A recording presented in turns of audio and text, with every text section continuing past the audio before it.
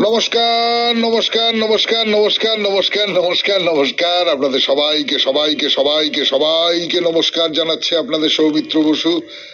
সবাইকে অজস্র অজস্র শুভ কামনা জানাচ্ছে, সবাইকে স্বাগত জানাচ্ছে আজকের এই শরণাগত অনুষ্ঠানে এবং সবাইকে শুভ সকাল জানাচ্ছে। শুভ সকাল, সকলের শুভ হোক। শ্রী শ্রী নিত্যানন্দ প্রভুর আবির্ভাব তিথি ছিল গতকাল, আপনারা জানেন, বলেছি আপনাদের। সেই উপলক্ষে শুক্লা দশমী থেকে শুক্লা চতুর্দশী পর্যন্ত শ্রীধাম নবদ্বীপের অনঙ্গ মঞ্জরী কুঞ্জে 5 দিন ধরে যে লীলা কীর্তন, তার সমাপ্তি আজকে। বেণী মাধবশীলের পঞ্জিকা অনুযায়ী আজ 28শে মাঘ 1431, ইংরেজির 11ই ফেব্রুয়ারি 2025, মঙ্গলবার। আজ চতুর্দশী। সূর্যোদয়ের সময় সকাল 6টা বেজে 18 মিনিট, সূর্যাস্তের সময় বিকেল 5টা বেজে 26 মিনিট। নক্ষত্র পুষ্যা। আজকে জন্মে কর্কট রাশি, বিপ্রবর্ণ, দেবগণ। রাত্রি 6টা বেজে 57 মিনিট গতে রাক্ষসগণ। আমাদের হোয়াটসঅ্যাপে চিঠি পাঠাবার নাম্বার 9831922927। চিঠির গোড়ায় অতি অবশ্যই SG লিখতে হবে। আর আজকেই শেষ দিন। আজকে সন্ধে 6টার মধ্যে আপনার চিঠি আমাদের দপ্তরে পৌঁছে যাওয়া চাই। চিঠির বিষয় হলো পুণ্য কাজ, অর্থাৎ আপনি জীবনে নানান রকমের ভালো কাজ করেছেন, তার মধ্যে কোনো কোনোটাকে আপনার পুণ্য কাজ বলে মনে হয়েছে যে এই কাজটা করে আমার পুণ্য হলো। এরকম তো কোনো কোনো কাজ আমাদের মনে হয়। তো সেরকম কি কাজ করেছেন? কোনো একটা কাজ যেটার কথা মনে পড়ছে এক্ষুনি যে হ্যাঁ, এই কাজটা করে আমি খুব ভালো করেছি, আমি পুণ্য করেছি, সেই রকমের একটা কাজের কথা আজকে সন্ধে 6টার মধ্যে এই 92.7 বিগ FM এ শরণাগত অনুষ্ঠানের দপ্তরে পাঠিয়ে দিন। ওপরে SG লিখে পাঠিয়ে দিন। আগামী বৃহস্পতিবার এবং তারপর থেকে যে চিঠিপত্রগুলো পড়া হবে তার মধ্যে নিশ্চয়ই আপনার চিঠিও পড়া হবে। এবারে তাহলে আজকের অনুষ্ঠান সম্পর্কে বলি। প্রথমে তো পুরাণ চিরন্তন। পুরাণ চিরন্তনে আমরা গো কথা বলছিলাম, মানে গরুদের কথা, গাভী, বৃষ, এদের কথা। এবং বলতে গিয়ে আমরা যেটা বলছিলাম যে আমাদের প্রাচীনকালে এই গাভী বা বৃষ বা যা কিছু বলুন না কেন, সেটা খুব গুরুত্বপূর্ণ ছিল, রাষ্ট্র ব্যবস্থায় খুব গুরুত্বপূর্ণ ছিল। তার সূত্র ধরে অনেক ঝগড়াঝাঁটি, মারামারি, যুদ্ধ। একটা যুদ্ধের কথা তো বলছিলাম আপনাদের, যে দুর্যোধন সে বিরাট রাজার গোশালা আক্রমণ করেছিল, ইত্যাদি ইত্যাদি। এই নিয়ে আরো কিছু কিছু কথাবার্তা বলবো। তারপরে ফিরে আসবো স্বামী বিবেকানন্দের রচনা থেকে পাঠ। এই পর্বে রচনার নাম জগৎ, দ্বিতীয় পর্ব। যতটা পড়েছিলাম তারপর থেকে আরো খানিকটা শোনাবো আপনাদের। তারপরে ঠাকুর শ্রী রামকৃষ্ণ পরমহংসদেবের কথামৃত থেকে পড়ে শোনাবো স্বামী লোকেশ্বরানন্দের রচনা থেকে পাঠ, একটি ছোট্ট প্রবন্ধ। এরকম অনেকগুলো ছোট প্রবন্ধের সংকলন থেকে আপনাদের চিঠিপত্র, এবং শেষে বাইরে দূরে 92.7 বিগ FM এ শরণাগত অনুষ্ঠান শুনছেন। এখন পুরাণ চিরন্তন গানের পর 92.7 বিগ FM এ শরণাগত অনুষ্ঠান শুনছেন। এখন পুরাণ চিরন্তন। যেটা বলছিলাম যে দুর্যোধন তো আক্রমণ করেছেন, বিরাট রাজার প্রচুর গরু নিয়ে দুর্যোধন তার সৈন্যবাহিনী, সেই গরুর পালকে চারপাশ থেকে চক্রাকারে ঘিরে রেখেছে। তাদের তাড়াতে তাড়াতে তাড়াতে তাড়াতে নিজেদের রাজ্যে নিয়ে যাচ্ছে। এর মধ্যে অর্জুন, তিনি তো সারথি, তিনি গিয়ে দেখলেন যে কি ব্যাপার, কি হলো, এখানে গরু নেই কেন? আচ্ছা চলো চলো চলো চলো, দুর্যোধন তাহলে নিশ্চয়ই গরু নিয়ে পালিয়েছে হস্তিনাপুরের দিকে। তখন তাদের তাড়া করে যাওয়া হলো। তাড়া করে গিয়ে ওই যে উত্তর, যে সারথি ছিল আর কি, তাকে বললেন যে সবাইকে ছেড়ে দিয়ে তুমি দুর্যোধনের কাছে চলো, চলো চলো চলো চলো। তাহলে যুদ্ধ আসলে রক্ষা করতে হবে গরুগুলোকে যে করে হোক রক্ষা করে আবার বিরাট রাজার গোয়ালে বা ব্রজভূমিতে যাই বলুন না কেন, গোয়াল বললে কিরকম একটা শোনায়, সেটা ভালো শোনায় না, সেইখানে আগে করতে হবে, সেইখানে পৌঁছে দিতে হবে। তাই অর্জুন উত্তরকে বলছেন চলো চলো চলো চলো ওইদিকে চলো, এবং অর্জুন যেভাবে যাচ্ছেন সেইটা দেখেই কৌরব সেনাপতিরা বুঝতে পেরে গেছেন কি হতে চলেছে। তা অর্জুন তো দুর্যোধনের সৈন্যবাহিনীর ওপর ঝাঁপিয়ে পড়লেন, তাদের একেবারে ছেঁড়াবেড়া করে দেওয়া যাকে বলে ছত্রভঙ্গ ভালোবাসায়, সেইটা করে দিলেন। করে দিয়ে গরুগুলোর কাছে গিয়ে এমন একটা শব্দ করতে আরম্ভ করলেন যে গরুগুলো ল্যাজ কাঁপিয়ে হাম্বা হাম্বা করতে করতে ওই দক্ষিণ দিক ধরে বিরাট রাজার গোশালার পথ ধরল। সংস্কৃতি কি বলছে? বলছে গাবা ঊর্ধ্বং পুচ্ছং বিধুন্বানা রেভমানা সমন্ততা গাবা প্রতিন্যা বর্তন্ত দেশমাস্থায় দক্ষিণাম। মানে লেজ টেজ কাঁপিয়ে হাম্বা হাম্বা করতে করতে বিরাট রাজার গোশালার দিকে চলে গেল। এই যে গল্পটা বললাম তার একটা খুব সহজ কারণ আছে, আপনারা বুঝতে পারছেন যে গরু কতটা গুরুত্বপূর্ণ, এমনকি রাজনৈতিক ক্ষেত্রে, মানে রাজনৈতিক ক্ষেত্রে গরু আজকের দিনেও খুব গুরুত্বপূর্ণ হয়ে উঠেছে, কিন্তু তখনকার দিনে এর গুরুত্বটা অন্যরকম ছিল। সেটা ধর্মীয় ছিল না, সেটা অর্থনৈতিক গুরুত্ব ছিল। অর্থনৈতিক সম্পত্তি হিসেবে এটা একটা রাষ্ট্রের কাছে খুব মূল্যবান ছিল। এর অন্য কথা বলি আপনাদের, এই গল্পটার বাইরে একটা অন্য কথা বলি। সেটা হচ্ছে এই যে কৌরব আর ত্রিগর্ত এরা সব বিরাটের গোধন অপহরণ করবার চেষ্টা করলেন, এবং অর্জুন কার ছেলে মনে করতে পারছেন? অর্জুন কার ছেলে? অর্জুন হচ্ছেন দেবরাজ ইন্দ্রের ছেলে, তাই না? তাহলে দেবরাজ ইন্দ্রের ছেলে এই গরুগুলোকে ফিরিয়ে নিয়ে এলেন। বেদে একটা গল্প আছে জানেন, বল বলে একটা অসুর ছিল, সে দেবতাদের গাভী অপহরণ করে কোন একটা গুহার মধ্যে লুকিয়ে রেখেছিল।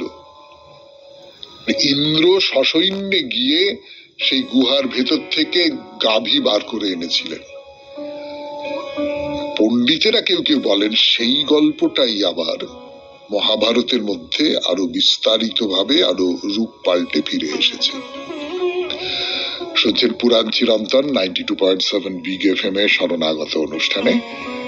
একটু গান শুনি, গানের পর আরো কথা বলবো এই গাভী বৃষ এদের সম্পর্কে। ফিরে এলাম গানের পর। 92.7 বিগ এফএম এ শরণাগত অনুষ্ঠান শুনছেন।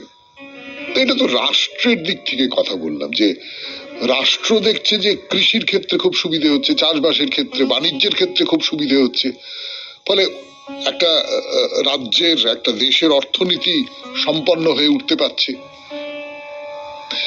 গরুর দুধের অনন্ত প্রশংসা এবং তার উপযোগিতার ব্যাপারটা সে একবারে বৈদিক যুগে ছিল। হোম যজ্ঞে গরুর দুধ ব্যবহার করা হতো।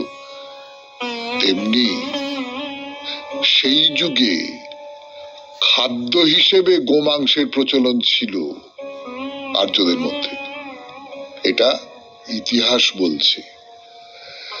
বস্তুত প্রাচীন আর্য সমাজে গরুর যে সমস্ত উপকারিতা লক্ষ্য করা গেছে সেখানে এই মাংস খাবার সুবিধেটা কিন্তু বলা হয়েছে। এটা আমরা যদি ইতিহাসকে মানি, আমরা যদি তথ্যকে মানি, তাহলে এটা মেনে নিতে হবে। তো সে কেমন করে রান্না বান্না করা হতো সেই সমস্ত নিয়ে কথাবার্তা ইত্যাদি ইত্যাদি করা হয়। মানে এই যে যেখানে এই সমস্ত কাটাকুটির কাজ করা হতো তাকে বলা হতো বিশ্বসন স্থান বা শ্বসন স্থান ইত্যাদি ইত্যাদি ইত্যাদি ইত্যাদি। প্রাচীন যে ব্রাহ্মণ গ্রন্থ, বিশেষ করে শতপথ ব্রাহ্মণের মতো যে পুরনো ব্রাহ্মণ গ্রন্থে তিনি সেইখানে বলা হচ্ছে যে যজমান যজ্ঞশালায় প্রবেশ করবে। তো তিনি প্রবেশ করলেন, সেই সঙ্গে ঋত্বিক যাজ্ঞিকেরা আচার ঘোষণা করলেন, এবং এখানে বলা হচ্ছে এ যেন গরু কিংবা ষাঁড়ের মাংস না খায়, কেননা গরু এবং ষাঁড় এই পৃথিবীকে বাঁচিয়ে রেখেছে। বলা হচ্ছে দেবতারা অন্য সমস্ত প্রাণীর প্রাণশক্তি গরু এবং ষাঁড়ের মধ্যে দিয়েছেন। অতএব এই দুটি প্রাণী খেও না, খেলে মহাপাপ হবে। 92.7 বিগ এফএম এ শরণাগত অনুষ্ঠানে শুনলেন পুরাণ চিরন্তন। এরপর গানের পর স্বামী বিবেকানন্দের রচনা থেকে পাঠ, জগৎ দ্বিতীয় পর্ব। আমি আছি আপনাদের সঙ্গে, আপনাদের সৌমিত্র বসু। বিবেকানন্দের রচনা থেকে পাঠ, রচনার নাম জগৎ দ্বিতীয় পর্ব। পড়ে শোনাচ্ছি আমি আপনাদের সৌমিত্র বসু, 92.7 বিগ এফএম এ শরণাগত। আবার যদি জীবাণু কোষে চিরকালের অনন্ত সংস্কার সমষ্টি থাকে, তবে জিজ্ঞাস্য এই, উহা কোথায় কি রূপেই বা থাকে? ইহা একটি অত্যন্ত অসম্ভব দৃষ্টিভঙ্গি। আর যতদিন না এই জড়বাদীরা প্রমাণ করিতে পারেন কি করিয়া ওই সংস্কার ওই কোষে থাকিতে পারে আর কোথায় বা থাকিতে পারে, এবং যতদিন না তাহারা বুঝাইতে পারেন মনোবৃত্তি শরীর কোষে নিদ্রিত থাকে, এই বাক্যেরই বা অর্থ কি, ততদিন তাহাদের সিদ্ধান্ত স্বীকার করিয়া লওয়া যাইতে পারে না। এ পর্যন্ত বেশ স্পষ্ট বুঝা গেল যে এই সংস্কার মনেরই মধ্যে বাস করে, মনই জন্ম জন্মান্তর গ্রহণ করিতে আসে, মনই আপন উপযোগী উপাদান গ্রহণ করে। আর যে মন বিশেষ প্রকার শরীর ধারণ করিবার উপযুক্ত, যতদিন পর্যন্ত না সে তাহা নির্মাণ করিবার উপযোগী উপাদান পাইতেছে, ততদিন তাহাকে অপেক্ষা করিতে হইবে। ইহা আমরা বুঝিতে পারি। অতএব আত্মার দেহ গঠনের উপযোগী উপাদান প্রস্তুত করা পর্যন্তই বংশানুক্রমিক সঞ্চারবাদ স্বীকার করা যাইতে পারে। আত্মা কিন্তু জন্মান্তর গ্রহণ করেন, শরীরের পর শরীর নির্মাণ করেন। আর আমরা যে কোনো চিন্তা করি, যে কোনো কার্য করি, তাহাই সূক্ষ্মভাবে থাকিয়া যায়। আবার সময় হইলেই উহারা স্থূল ব্যক্ত ভাব ধারণ করিতে উন্মুখ হয়। আমার যাহা বক্তব্য তাহা তোমাদিগকে আরো স্পষ্ট করিয়া বলিতেছি। যখনই আমি তোমাদের প্রতি দৃষ্টিপাত করি, তখনই আমার মনে একটি তরঙ্গ উঠে। উহা যেন চিত্ত হ্রদের ভিতর ডুবিয়া যায়, ক্রমশ সূক্ষ্ম হইতে সূক্ষ্মতর হইতে থাকে, কিন্তু উহার একেবারে নাশ হয় না। যে কোনো মুহূর্তে স্মৃতিরূপ তরঙ্গাকারে উঠিবার জন্য প্রস্তুত হইয়া উহা মনের মধ্যেই থাকে। এই রূপেই এই সমুদয় সংস্কার সমষ্টি আমার মনেই রহিয়াছে, আর মৃত্যুকালে উহাদের সমষ্টি আমার সঙ্গেই বাহির হইয়া যায়। মনে করো এই ঘরে একটি বল রহিয়াছে, আর আমরা প্রত্যেকেই হাতে একটি ছড়ি লইয়া সব দিক হইতে ইহাকে আঘাত করিতে আরম্ভ করিলাম। বলটি ঘরের এক ধার হইতে আরেক ধারে যাইতে লাগিল। দরজার কাছে পৌঁছিবা মাত্র উহা বাহিরে চলিয়া গেল। উহা কোন শক্তি লইয়া বাহিরে চলিয়া যায়? যতগুলি ছড়ির দ্বারা আঘাত করা হইতেছিল তাহাদের সমবেত শক্তি লইয়া। উহার গতি কোন দিকে হইবে তাহাও ওই সকলের সমবেত ফলে নির্ণীত হইবে। এই রূপে শরীরের পতন হইলে আত্মার কোন দিকে গতি হইবে তাহা কে নির্ণয় করে? ওই আত্মা যে সকল কার্য করিয়াছে, যে সকল চিন্তা করিয়াছে, সেইগুলি উহাকে কোনো বিশেষ দিকে পরিচালিত করিবে। ওই আত্মা নিজের মধ্যে ওই সকলের সংস্কার লইয়া গন্তব্য পথে অগ্রসর হইবে। যদি সমবেত কর্মফল এরূপ হয় যে পুনর্বার ভোগের জন্য উহাকে একটি নূতন শরীর গড়িতে হইবে, তবে উহা এমন পিতামাতার নিকট যাইবে যাহাদের নিকট হইতে সেই শরীর গঠনের উপযোগী উপাদান পাওয়া যাইতে পারে, আর সেই সকল উপাদান লইয়া উহা একটি নূতন শরীর গ্রহণ করিবে। এই রূপে ওই আত্মা দেহ হইতে দেহান্তরে যাইবে, কখনো স্বর্গে যাইবে, আবার পৃথিবীতে আসিয়া মানব দেহ পরিগ্রহ করিবে, অথবা অন্য কোনো উচ্চতর বা নিম্নতর জীব শরীর পরিগ্রহ করিবে। এই রূপে উহা অগ্রসর হইতে থাকিবে যতদিন না উহার অভিজ্ঞতা অর্জন শেষ হয় এবং পূর্বস্থানে প্রত্যাবৃত্ত হয়। তখনই উহা নিজের স্বরূপ জানিতে পারে। তখন সমুদয় অজ্ঞান চলিয়া যায়, নিজের শক্তি সমূহ প্রকাশিত হয়। জীবাত্মা যখন সিদ্ধ হইয়া যান, পূর্ণতা লাভ করেন, তখন তাহার পক্ষে স্থূল শরীরের সাহায্যে কার্য করার কোনো প্রয়োজন থাকে না, সূক্ষ্ম শরীরের দ্বারা কার্য করিবারও প্রয়োজন থাকে না।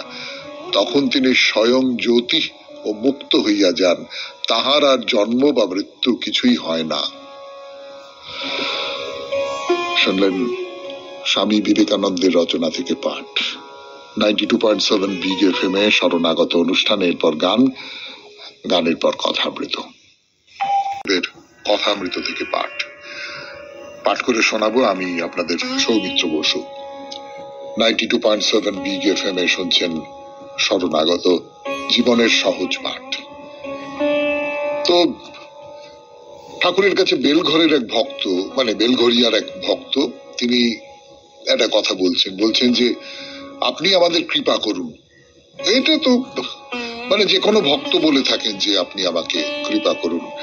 ঈশ্বরের কাছেও আমরা বলে থাকি যে দয়া করো ভগবান, দয়া করো, কৃপা করো, এরকম বলে থাকি। সেই রকম একটা সাধারণ কথা। তো তার উত্তরে ঠাকুর যে কথাটা বলছেন, সেই কথাটা পুরনো কথা, কিন্তু কি চমৎকার একটা উপমা ব্যবহার করেছেন সেইটা দেখুন।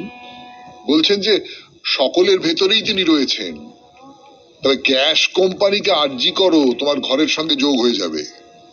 গ্যাসের আলো তো তখনকার দিনে, তো গ্যাস কোম্পানিকে আর্জি করো, গ্যাস কোম্পানি এসে তোমার ঘরের যে আলোর সঙ্গে যোগ তৈরি করে দেবে, ব্যাস তোমার ঘরে আলো জ্বলে যাবে। তার মানে তুমি এই যে অন্ধকারে বসে রয়েছো, ভগবানের কাছে আর্জি করো, ভগবানের সঙ্গে তোমার যোগ তৈরি করতে হবে। তো সেই ভগবানের সঙ্গে যোগ তৈরি করাটা তিনি করে দেবেন, তোমাকে আর্জি করতে হবে, যেমন করে গ্যাস কোম্পানিকে আর্জি করে। কিন্তু আর্জিটা কেমন করে করতে হবে? গ্যাস কোম্পানিকে আর্জির একটা ফর্মাল চিঠি আছে হয়তো, আমি জানি না, তখনকার দিনে ওই রকমই ছিল নিশ্চয়ই। কিন্তু ভগবানের কাছে, ঈশ্বরের কাছে আর্জি করতে গেলে প্রেয়ার করতে হয়, প্রেয়ার। ঠাকুর প্রেয়ার শব্দটা ব্যবহার করেননি, আর্জি শব্দেরই ইংরেজি করে দিয়েছেন প্রেয়ার মাস্টারমশাই। কিরকম আর্জি? বলছেন যে এমনি আছে, 3 টান একসঙ্গে হলে ঈশ্বর দর্শন হয়। কি কি টান? সন্তানের উপর মায়ের টান, সতী স্ত্রীর স্বামীর উপর টান, আর বিষয়ীর বিষয়ের উপর টান। এই 3টে টান যদি একসঙ্গে হয়, যে মা সন্তানকে যেরকম ভালোবাসে, মা যে সন্তানকে ভালোবাসে, আপনারা সকলেই জানেন যে এই ভালোবাসাটার মধ্যে একটা প্রায় জৈব প্রবৃত্তি তাড়িত আকর্ষণ আছে, মানে তাকে ছাড়া হবে না। মানে সন্তানের কোনো একটা, মা সন্তানের সম্পর্ক নিয়ে আমি কি বলবো, আপনারা সকলে জানেন সেটা। বা সত্যি সত্যি যে স্ত্রী স্বামীকে ভালোবাসে, এবং আমি উল্টো দিক থেকে বলবো যে স্বামী স্ত্রীকে ভালোবাসে, এবং বিষয়ের উপর টান, এই 3টে যদি একসঙ্গে করা যায়, তখন যে টানটা তৈরি হয় ভেতরে, সেই টানটা, এবং এর ভেতর দিয়ে যে কথাটা বেরিয়ে আসে বলে আমার নিজের মনে হয়, সেইটা হচ্ছে যে তারপরে আর সবকিছু তুচ্ছ হয়ে যাবে। সন্তান স্নেহ তুচ্ছ হয়ে যাবে, স্বামীর প্রতি মীরাবাইয়ের মতন সব তুচ্ছ করে বেরিয়ে পড়লেন, এবং বিষয়ের প্রতি টান তুচ্ছ হয়ে যাবে। এই রকম টান যদি হয়, তাহলে সেই টানে যদি ডাকা যায়, তাহলে ঈশ্বর তার আর্জি শুনবেন। শুনছেন 92.7 বিগ এফএম এ শরণাগত অনুষ্ঠান কথামৃত। আমি আছি আপনাদের সঙ্গে, আপনাদের সৌমিত্র বসু। ফিরে আসছি কথামৃত থেকে আরো খানিকটা অংশ পড়বার জন্য।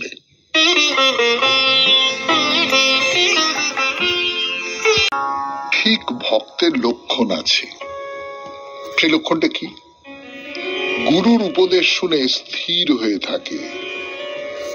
বেহুলার গানের কাছে জাত সাপ স্থির হয়ে শোনে, কিন্তু কেউটে নয়। আরেকটি লক্ষণ ঠিক ভক্তের ধারণা শক্তি। শুধু কাঁচের উপর ছবির দাগ পড়ে না, কিন্তু কালি মাখানো কাঁচের উপর ছবি ওঠে, যেমন ফটোগ্রাফ। তখনকার দিনের ফটোগ্রাফ, এখন তো সব অন্যরকম হয়ে গেছে, ডিজিটাল হয়ে গেছে। তার অঙ্ক আলাদা, তার বিজ্ঞান আলাদা। সেই বিজ্ঞান যে আমি আপনাদের সামনে খুব আত্মবিশ্বাসের সঙ্গে বলতে পারবো এমনটা নয়, তখনকার দিনের কথা হচ্ছে। তো ব্যাপারটা কি? ব্যাপারটা হচ্ছে ভক্তের কতগুলো লক্ষণ আছে। এই লক্ষণটা না যে কোনো ভক্তের আছে। যে কোনো ভক্ত মানে ঈশ্বর ভক্ত শুধু নয়। যে মানুষটি ধরা যাক বিজ্ঞানের ভক্ত, যে মানুষটি অনুসন্ধিৎসু, যে মানুষটি সত্যি সত্যি জানতে চান। আপনি দেখবেন অনেকে আছেন যে কেউ কিছু বলছেন, তার উত্তরে আচ্ছা এটা হ্যাঁ না, কিন্তু আমার মনে হয় অনবরত কথা বলে যাচ্ছেন, অনবরত বাধা দিয়ে যাচ্ছেন, মানে নিজের মতামতটা ব্যক্ত করে যাচ্ছেন। আমরা বুঝতে পারি যে তিনি কিন্তু আসলে আসলে যিনি বলছেন তার কথাটা শুনছেন না। তিনি শুধু নিজেকে প্রকাশ করবার জন্য, নিজেকে প্রচার করবার জন্য ব্যস্ত। কিন্তু যিনি সত্যি সত্যি মন দিয়ে শোনেন, কিন্তু তিনি চুপ করে শোনেন, একেবারে স্থির দৃষ্টিতে তাকিয়ে থাকেন এবং তাকিয়ে থেকে খুব মন দিয়ে শোনেন কি বলছেন। তো গুরুর উপদেশ শুনে সেই রকম ভক্ত, যিনি যথার্থ ভক্ত, তিনি খুব মন দিয়ে চুপ করে শোনেন যে কি বলছেন গুরু, এবং সেইটা ভেতরে ভেতরে অনুধাবন করবার চেষ্টা করেন।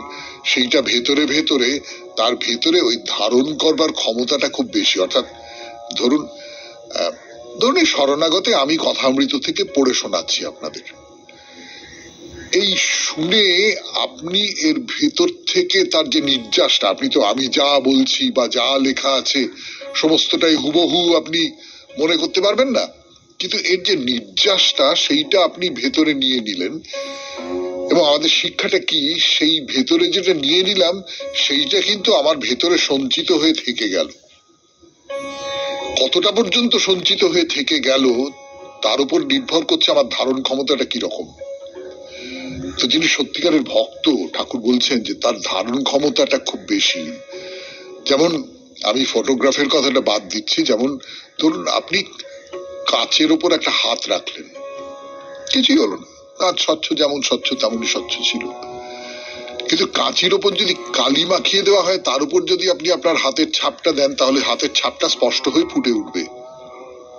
তো ঠিক তেমনি করে আমার ভেতরের যে ধারণ ক্ষমতাটা যদি থাকে, তার মধ্যে যা কিছু কথা, যা কিছু উপদেশ, যা কিছু আমি গ্রহণ করছি, সেই সমস্ত গুলো থেকে গেল।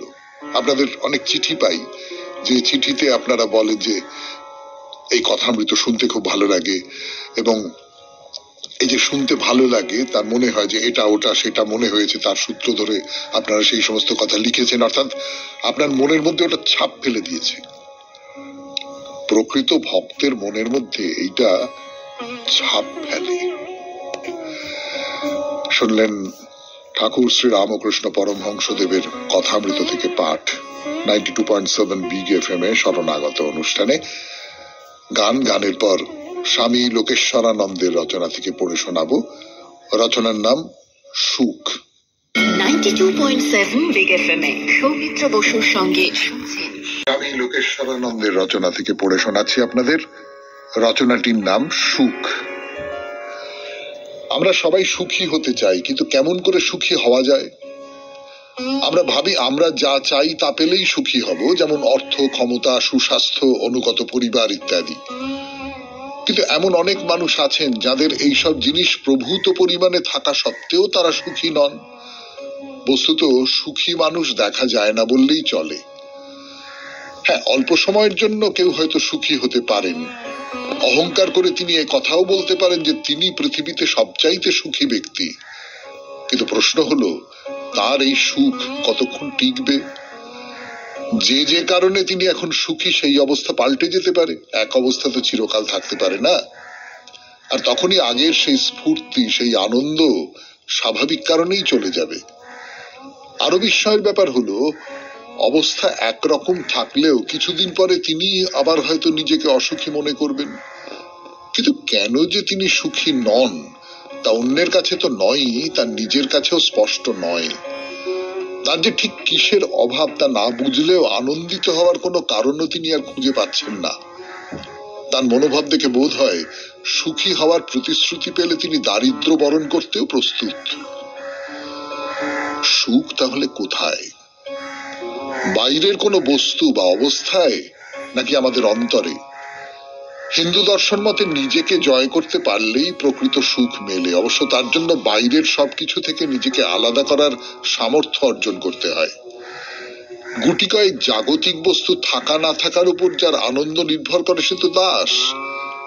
নিজের ন্যূনতম প্রয়োজন মেটাবার মতো যেটুকু আছে তা নিয়েই যিনি সন্তুষ্ট, স্বাধীন তিনি। তার সর্বক্ষণের চিন্তা মানুষ হিসেবে তিনি নিজে কি রকম। তিনি কি এমন খাঁটি মানুষ হতে পেরেছেন যে কোনো অবস্থাতেই তিনি সত্য থেকে বিচ্যুত হবেন না? তিনি কি এমন ক্ষমাশীল যে অতীতে তার অনেক ক্ষতি করেছে এমন শত্রুকেও ক্ষমা করতে পারেন? সকলের জন্য তিনি ভাবেন তো? তিনি কি এমন মানুষ দরকার হলে যিনি নিজের ক্ষতি করেও অন্যের উপকার করতে কুণ্ঠিত হন না? অর্থের প্রয়োজনও তারও আছে, কিন্তু তিনি সৎ পথে অর্থ উপার্জন করতে চান এবং তার নিজের প্রয়োজন মিটে গেলে উদ্বৃত্ত অর্থ তিনি সঞ্চয় করার চেষ্টা করেন যাতে তা গরিবের কাজে লাগে। অর্থই তার কাছে সব নয়, কারণ তিনি সচেতন যে অর্থ দিয়ে যাই কেনা যাক না কেন, উন্নত চরিত্র সেসবের চাইতেও অনেক বেশি মূল্যবান। তাই নৈতিক উৎকর্ষ লাভের চেষ্টাই তার কাছে প্রাধান্য পায়। তিনি যে উন্নত চরিত্রের মানুষ, জাগতিক প্রতিকূলতার কাছে তিনি যে মাথা নোয়াননি, সব অবস্থায় নীতিকেই যে সবার উপরে স্থান দিয়েছেন, সেই হেতুই তিনি সুখী। তিনি দরিদ্র হতে পারেন, সাংসারিক বিচারে তিনি হয়তো একেবারেই ব্যর্থ, হয়তো বিকলাঙ্গ তিনি, কিন্তু যত প্রতিকূলতাই আসুক, যত দুর্দশাই হোক, তার মনের শান্তি কখনো বিঘ্নিত হয় না। তার অর্থ এই নয় যে তিনি অবোধ, নিজের কি হলো না হলো সে ব্যাপারে তার কোনো হুঁশ নেই, না, তা নয়। বরং তার অনুভূতি অতি সূক্ষ্ম, গভীর অনুভূতি সম্পন্ন মানুষ তিনি। তিনি জানেন জীবনে এমন কিছু অবস্থা আসে যার উপর কারো কোনো হাত নেই। তাই হাজার চেষ্টা করেও যখন বিপর্যয় এড়ানো যায় না, তখন সবচেয়ে ভালো হলো শান্তভাবে তা মেনে নেওয়া। জীবন সর্বদা একভাবে চলতে পারে না, জীবনে চড়াই উতরাই থাকবেই। তবে যে পরিস্থিতি আসুক না কেন, চিত্তের প্রশান্তি বজায় রাখতে পারলেই যে মানুষ সুখী হয়, এটা তিনি বিলক্ষণ জানেন।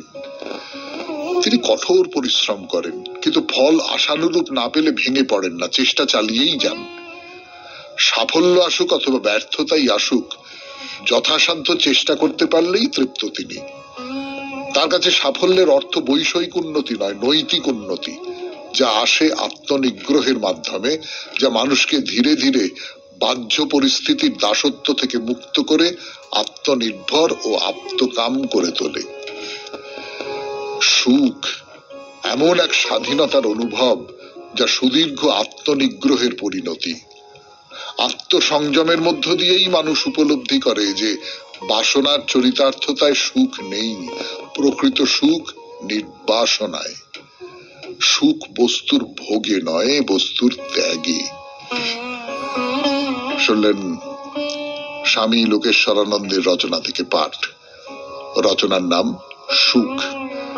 এবারে গান, গানের পর আপনাদের চিঠিপত্র। আমি আছি আপনাদের সঙ্গে, আপনাদের সৌমিত্র বসু। এরপর এবার চিঠিপত্র। আজকের চিঠিটি লিখেছেন রঞ্জন রায়, নড়িদানা, দক্ষিণ 24 পরগনা থেকে। বিষয়ে ভালো মানুষ।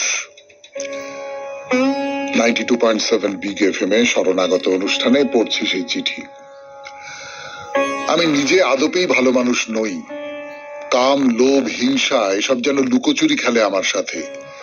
এইভাবে নেই, আবার দেখি উঁকি মেরে বলে উঠছে ধাপ্পা। তবে ভালো মানুষ না হলে কি হবে? আমি কিন্তু ভালো মানুষ বেশ পছন্দ করি, ভালো মানুষ খুঁজি। ছোটকালে সানের পুকুরে স্নান করতে গিয়ে অপেক্ষায় থাকতাম কখন সুদাসদা স্নান করতে আসবে। সুদাসদার ঝুলিতে ছিল অজস্র গল্প। তাছাড়া শহর কলকাতার মানুষজনের জীবনযাত্রার নানা কথা।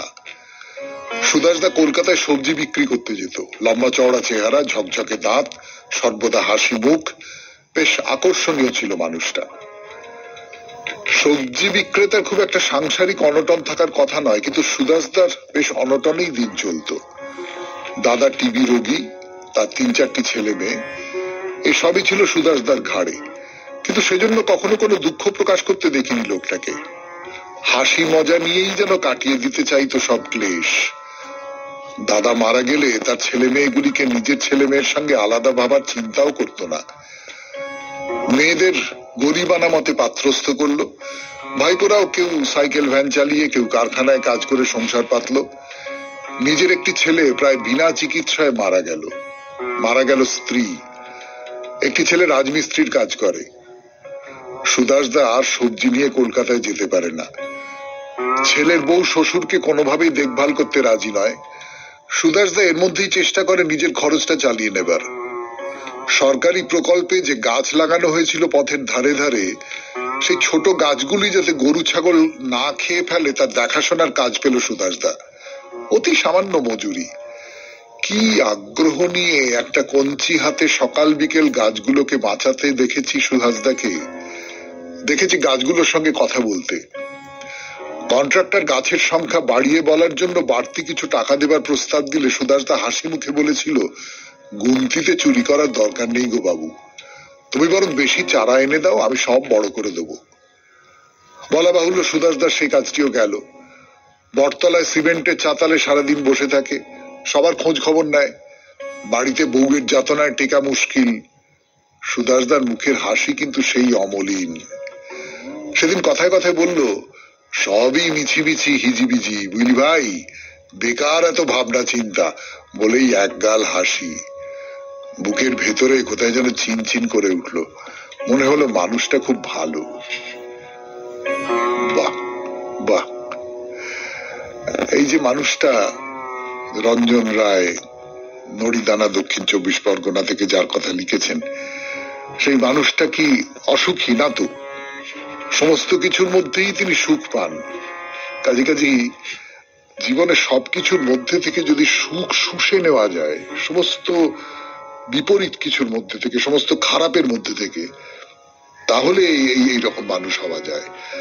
আপনাকে ধন্যবাদ রঞ্জন বাবু এমন একটা সুন্দর চিঠি পাঠাবার জন্য। এবারে আমরা চলে যাব বাইরে দূরে, 92.7 বিগ এফএম এ শরণাগত অনুষ্ঠানে। ফিরে আসছি গানের পর। এবার বাইরে দূরে কোলাপুরের মহালক্ষ্মী মন্দিরের কথা শুনছেন, বলছি আমি আপনাদের সৌমিত্র বসু। এই যে কোলাপুরের যে মহালক্ষ্মী মন্দির, আগেই বলেছি যে এই যে কোলাপুরের যে মহালক্ষ্মী মন্দির, এই মন্দিরের যে উৎসব, তার মধ্যে সবচেয়ে প্রসিদ্ধ উৎসব হচ্ছে নবরাত্রি উৎসব। এই নবরাত্রি উৎসবে প্রত্যেক দিন দেবীকে নতুন নতুন নতুন নতুন রূপে সাজানো হয় এবং সেই নব নব রূপে দেবী প্রতিদিন পূজা গ্রহণ করে থাকেন। তুমি নব নব রূপে এসো প্রাণে, এই গানটার লাইন মনে পড়ে গেল হঠাৎ আমার।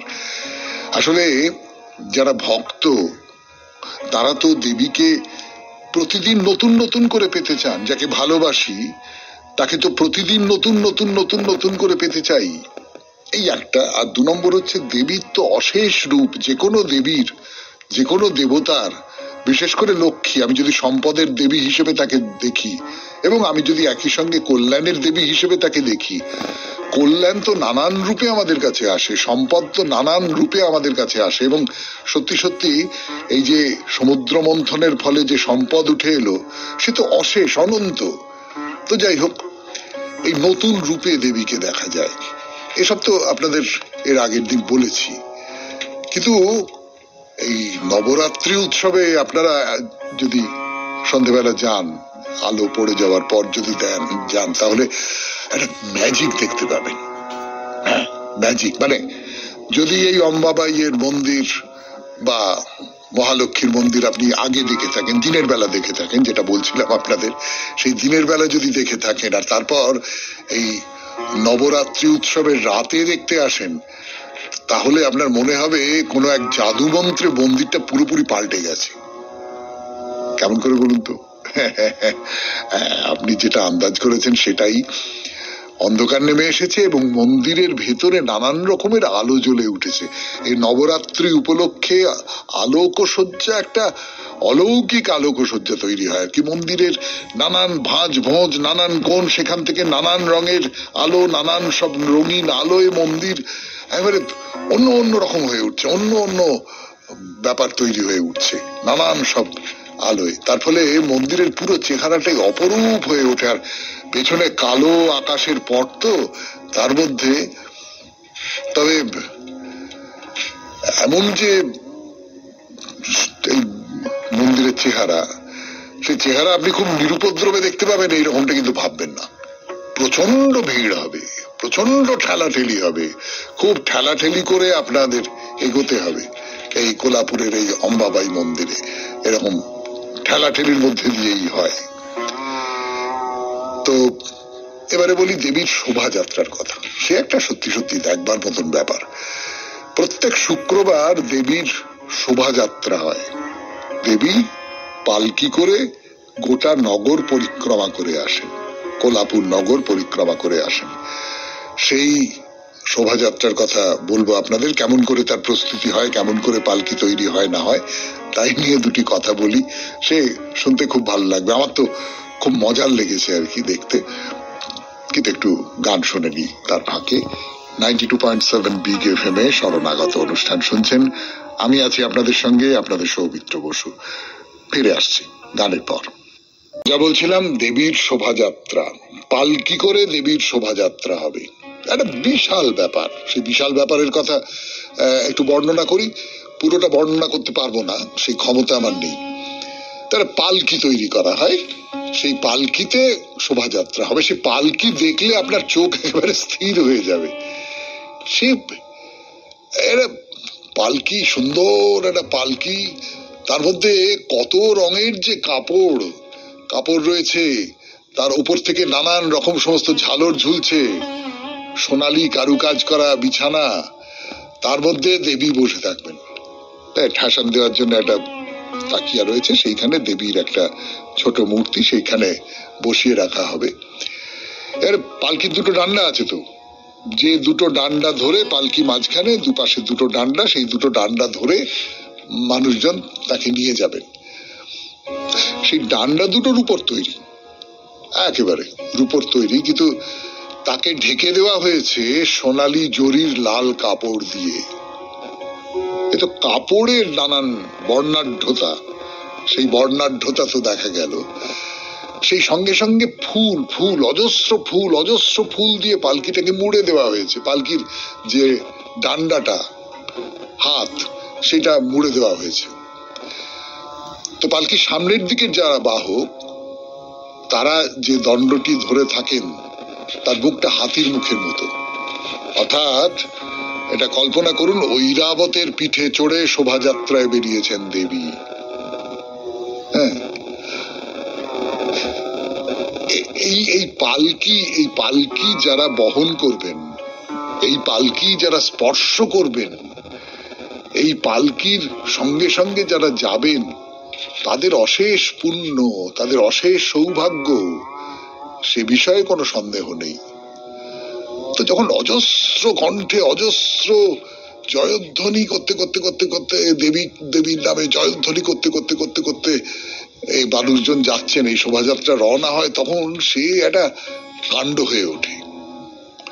সেই কাণ্ডের কথা আজকে তো শেষ করা গেল না, পরের দিন বলবো আরো।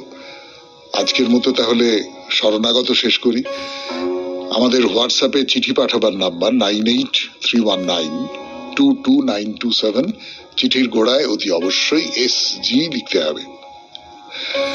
আর একটা ছোট্ট কথা বলে নি, আজকে মঙ্গলবার মানে আজকে সন্ধে 6টার মধ্যে আপনার যে লেখা পূর্ণ কাজ, যে চিঠি, সেই চিঠি আমাদের দপ্তরে যেন পৌঁছে যায়, যাতে বৃহস্পতিবার তাই নিয়ে আমরা সেই চিঠি পড়তে পারি শরণাগত অনুষ্ঠানে। এবারে তাহলে রবীন্দ্রনাথের কবিতা দিয়ে শেষ করি। বাছারে, তোর চোখে কেন জল? কে তোরে যে কি বলেছে আমায় খুলে বল। লিখতে গিয়ে হাতে মুখে মেখেছ সব কালি, নোংরা বলে তাই দিয়েছে গালি। ছি ছি, উচিতে কি? পূর্ণ শশী মাখে মশি, নোংরা বলুক দেখি। বাছারে, তোর সবাই ধরে দোষ, আমি দেখি সকল তাতে এদের অসন্তোষ। খেলতে গিয়ে কাপড়খানা ছেড়ে খুঁড়ে এলে, তাই বলে কি লক্ষ্মী ছাড়া ছেলে? ছি ছি, কেমন ধারা! ছেঁড়া মেঘে প্রভাত হাসে, সে কি লক্ষ্মী ছাড়া? কান দিও না, তোমায় কে কি বলে, তোমার নামে অপবাদ যে ক্রমেই বেড়ে চলে। মিষ্টি তুমি ভালোবাসো, তাই কি ঘরে পরে লোভী বলে তোমার নিন্দে করে? ছি ছি, হবে কি? তোমায় যারা ভালোবাসে তারা তবে কি? খুব ভালো থাকবেন, আনন্দে থাকবেন। নমস্কার নমস্কার নমস্কার নমস্কার নমস্কার নমস্কার নমস্কার নমস্কার। আপনাদের সবাইকে সবাইকে সবাইকে সবাইকে নমস্কার জানাচ্ছে আপনাদের সৌমিত্র বসু। সবাইকে অজস্র অজস্র শুভ কামনা জানাচ্ছে, সবাইকে স্বাগত জানাচ্ছে আজকের এই শরণাগত অনুষ্ঠানে এবং সবাইকে শুভ সকাল জানাচ্ছে। শুভ সকাল, সকলের শুভ হোক। শ্রী শ্রী নিত্যানন্দ প্রভুর আবির্ভাব তিথি ছিল গতকাল, আপনারা জানেন, বলেছি আপনাদের। সেই উপলক্ষে শুক্লা দশমী থেকে শুক্লা চতুর্দশী পর্যন্ত শ্রীধাম নবদ্বীপের অনঙ্গ মঞ্জরী কুঞ্জে 5 দিন ধরে যে লীলা কীর্তন, তার সমাপ্তি আজকে। বেণীমাধব শীলের পঞ্জিকা অনুযায়ী আজ 28শে মাঘ 1431, ইংরেজির 11ই ফেব্রুয়ারি 2025, মঙ্গলবার। আজ চতুর্দশী। সূর্যোদয়ের সময় সকাল 6:18, সূর্যাস্তের সময় বিকেল 5:26। নক্ষত্র পুষ্যা। আজকে জন্মে কর্কট রাশি, বিপ্রবর্ণ, দেবগণ। রাত্রি 6:57 গতে রাক্ষসগণ। আমাদের হোয়াটসঅ্যাপে চিঠি পাঠাবার নাম্বার 9831922927। চিঠির গোড়ায় অতি অবশ্যই SG লিখতে হবে। আর আজকেই শেষ দিন। আজকে সন্ধে 6টার মধ্যে আপনার চিঠি আমাদের দপ্তরে পৌঁছে যাওয়া চাই। চিঠির বিষয় হলো পুণ্য কাজ, অর্থাৎ আপনি জীবনে নানান রকমের ভালো কাজ করেছেন, তার মধ্যে কোনোটাকে আপনার পুণ্য কাজ বলে মনে হয়েছে যে এই কাজটা করে আমার পুণ্য হলো। এরকম তো কোনো কাজ আমাদের মনে হয়। তো সেরকম কি কাজ করেছেন? কোনো একটা কাজ যেটার কথা মনে পড়ছে এক্ষুনি যে হ্যাঁ, এই কাজটা করে আমি খুব ভালো করেছি, আমি পুণ্য করেছি, সেই রকমের একটা কাজের কথা আজকে সন্ধে 6টার মধ্যে এই 92.7 বিগ FM এ শরণাগত অনুষ্ঠানের দপ্তরে পাঠিয়ে দিন। ওপরে SG লিখে পাঠিয়ে দিন। আগামী বৃহস্পতিবার এবং তারপর থেকে যে চিঠিপত্রগুলো পড়া হবে তার মধ্যে নিশ্চয়ই আপনার চিঠিও পড়া হবে। এবারে তাহলে আজকের অনুষ্ঠান সম্পর্কে বলি। প্রথমে তো পুরাণ চিরন্তন।